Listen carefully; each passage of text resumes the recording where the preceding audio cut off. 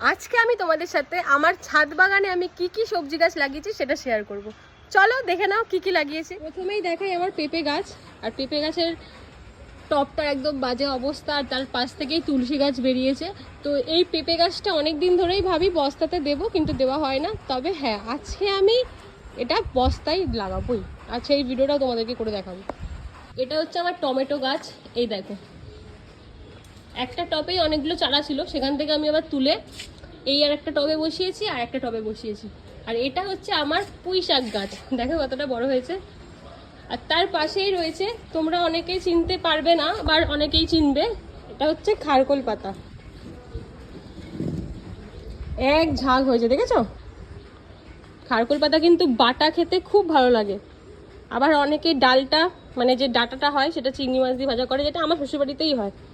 তারপরে আছে কুমড়ো শাক,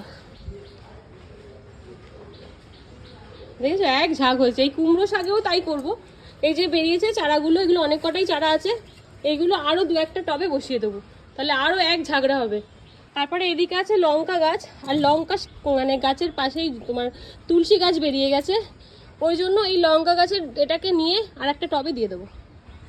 তাহলে বলো কেমন লাগলো আমার ছাদ বাগান। আর ফুল গাছের ভিডিও তো অনেকবার করেছি, তোমাদের সাথে শেয়ারও করেছি, তাই আজকে সবজিগুলোরই শেয়ার করলাম, মানে সবজি গাছগুলো। জানিও কেমন লাগলো।